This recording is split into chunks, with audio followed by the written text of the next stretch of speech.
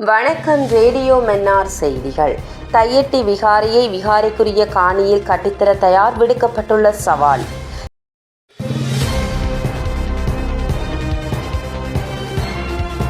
தையிட்டி விகாரையை விகாரைக்குரிய காணியில் கட்டித்தர நாம் தயார். ஆனால் சட்டமுரணாக கையகப்படுத்தியுள்ள மக்களின் பூர்வீக காணிகளை மக்களிடம் வழங்குங்கள் என அகில இலங்கை மக்கள் எழுச்சி கட்சியின் செயலாளர் நாயகம் அருள் ஜெயேந்திரன் வலியுறுத்தியுள்ளார்.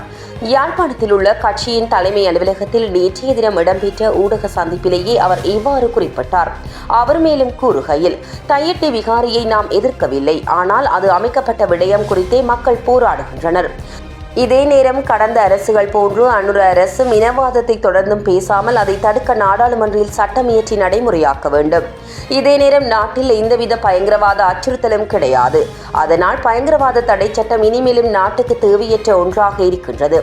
அனுர அரசு ஆட்சிக்கு வரும்போது கூறிய விடயங்கள் ஒன்று, இன்று செயற்படுத்துவது இன்னொன்று.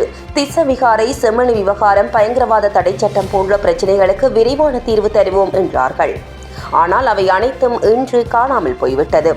இதேவேளை வடக்கில், குறிப்பாக யாழ்ப்பாணம் வந்து அச்சமின்றி பாதுகாப்பின்றி நடந்து செல்ல ஜனாதிபதியால் முடியுமாக இருந்தால் இன்னும் எதற்காக பயங்கரவாத தடை சட்டம் இருக்கின்றது?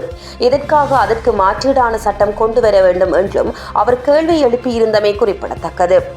இதுபோன்ற செய்திகளை அறிந்து கொள்ள எங்களுடைய ரேடியோ மன்னார் எனும் யூடியூப் சேனலை சப்ஸ்கிரைப் செய்யுங்கள். உறவுகள் அனைவருக்கும் அன்பான காலை வணக்கம். இது உங்கள் ரேடியோ மன்னார். மன்னார் நகரில் இருந்து உலகம் முழுவதும் உள்ள உறவுகளை தேடி செல்கிறது. தொடர்ந்து இணைந்திருங்கள் உங்கள் ரேடியோ மன்னாருடன். இன்றைய நாள் உங்கள் அனைவருக்கும் இனிய நாளாக அமையட்டும்.